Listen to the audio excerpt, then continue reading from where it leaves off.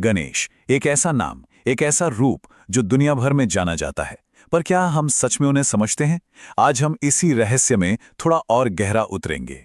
हाँ, हाथी के सिर वाले देवता ये तो सब जानते हैं, लेकिन क्या कभी ये सोचा है कि किसी भी पूजा या काम से पहले सबसे पहले गणेश जी को ही क्यों याद किया जाता है?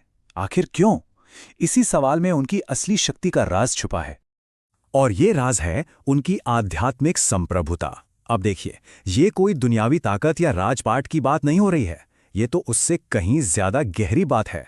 ये बात है हमारी अपनी चेतना, हमारी अपनी हकीकत पर उनके जबरदस्त कंट्रोल की। तो इस कंट्रोल को, इस संप्रभुता को समझने के लिए हमें उनके जन्म की कहानी पर चलना होगा। और यह सिर्फ एक कहानी नहीं है, बल्कि इसमें बहुत गहरा मतलब छिपा हुआ है। तो कहानी कुछ यूं शुरू होती है कि देवी पार्वती एक वफादार गार्ड चाहती थी। उन्होंने अपने शरीर पर लगे हल्दी के लेप से एक लड़के को बनाया, उसमें जान डाल दी। अब ये लड़का अपनी मां की निजता की रक्षा करने में इतना पक्का था कि उसने भगवान शिव को भी अंदर जाने से रोक दिया। और बस यहीं से शुरू हुआ एक भयंकर टकराव। शिव अपने क्रोध में उस लड़के का सिर धड़ से अलग कर देते हैं। जब पार्वती को यह पता चलता है तो वो इतनी दुखी और क्रोधित होती हैं कि पूरी सृष्टि को ही खत्म करने की धमकी दे देती हैं। अब उन्हें शांत करने के लिए शिव उस लड़के को फिर से जिंदा करने का वादा करते हैं। वो अपने गणों को भेजते हैं और कहते हैं कि जो भी पहला जीव उत्तर की तरफ सिर करके मिले, उसका सिर ले आओ। गण एक हाथी का सिर लेकर आते हैं। शिव उस सिर को लड़के के धड़ पर लगाते हैं और इस तरह उसका पुनर्जन्म होता है। अब वो सिर्फ एक लड़का नहीं, बल्कि गणेश हैं, गणों के स्वामी, गणपति। लेकिन यहां कहानी खत्म नहीं होती। असल में असली बात तो अब शुरू होती है। ये जो पूरी कहानी है ना, ये एक नक्शा है, एक आध्यात्मिक बदलाव का नक्शा। इसके पीछे इंसान के अहंकार यानी ईगो और ज्ञान पाने की पूरी प्रक्रिया का एक गहरा रहस्य छिपा है। चलिए इसे और आसान बनाते हैं। पार्वती ने अपने शरीर के मैले से एक बालक बनाया। ये प्रतीक है कि हमारी आत्मा यानी जीव इस धरती, इस पृथ्वी तत्व से पैदा होती है। फिर शिव ने उस बालक का सर काट दिया। ये हमारे अहंकार, हमारे छोटे मैं का विनाश है, जो एक गुरु ही कर सकता है। और आखिर में जब हाथी का सर लगाया गया, तो ये हमारी छोटी सी सोच की जगह एक विशाल ब्रह्मांडीय ज्ञान, जिसे महत कहते हैं, उसका प्रतीक है। देखा कैसे कहानी में कितना कुछ छिपा है। तो अब बात करते हैं उनके इस नए रूप की। ये जो हाथी का सिर और बाकी सब हैं, ये यूं ही नहीं हैं। उनका पूरा शरीर, उनकी हर एक चीज हमें ज्ञान से जीने का तरीका सिखाती है। सबसे पहले उनका विशाल सिर। ये प्रतीक है एक बड़ी सोच का, गहरी समझ का, एक ऐसी बुद्धि जो छोटी मोटी बातों में नहीं उलझती, बल्कि पूरे ब्रह्मांड को एक साथ देख सकती है। और फिर देखिए उनके बड़े बड़े कान जो सूप की तरह हैं। वो हमें सिखाते हैं कि कैसे जरूरी बातों को सुने और फालतू की बातों को उड़ा दें। उनका एक टूटा हुआ दांत, जिसे एक दंत कहते हैं, वो दिखाता है कि सच्चाई एक ही है और उसके लिए त्याग भी करना पड़ता है। और उनका बड़ा सा पेट, लंबोदर, वो हमें सिखाता है कि जिंदगी के हर अच्छे बुरे अनुभव को शांति से पचा जाओ, बिना परेशान हुए।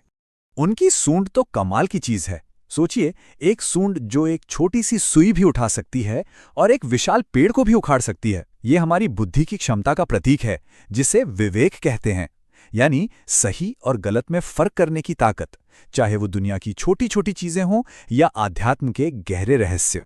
इतना ही नहीं, उनकी सूंड किस तरफ मुड़ी है, इसका भी एक मतलब है। अगर बाईं तरफ मुड़ी है तो ये शांति और घर की सुख समृद्धि से जुड़ी ठंडी चंद्र ऊर्जा यानी इड़ा नाड़ी को दिखाती है। और अगर दाईं ओर मुड़ी है तो ये तपस्या और साधना से जुड़ी गर्म सूर्य ऊर्जा यानी पिंगला नाड़ी का प्रतीक है। मतलब हमारे ही शरीर की ऊर्जाओं पर पूरा कंट्रोल। और आखिर में उनका वाहन, एक छोटा सा चूहा।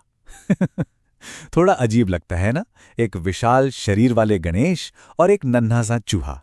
पर यह चूहा हमारे बेचैन, इधर उधर भागने वाले मन का प्रतीक है। तो जब गणेश जी उस चूहे पर सवार होते हैं, तो इसका सीधा सा मतलब यह है कि हमारी चेतना, हमारी बुद्धि को हमारे मन पर काबू पाना चाहिए, ना कि मन हमें जिधर चाहे उधर भगाता फिरे। ये एक बहुत बड़ा संदेश है।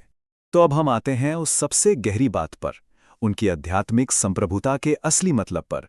और यहाँ हमें ये पता चलेगा कि गणेश कोई बाहर बैठे देवता नहीं है, बल्कि वो हमारे अंदर ही मौजूद एक शक्ति है। ये शक्ति जुड़ी है मूलाधार चक्र से। मूल यानी जड़ और आधार मतलब सहारा।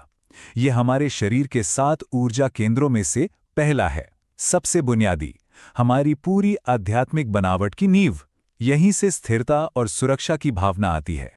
और गणपति अथर्वशीर्ष जैसे प्राचीन ग्रंथ साफ कहते हैं कि गणेश जी का असली निवास स्थान यही मूलाधार चक्र है, जो हमारी रीढ़ की हड्डी के ठीक नीचे होता है। इसका मतलब वो हमारी चेतना के पहले दरवाजे के पहरेदार हैं, एक गेटकीपर हैं।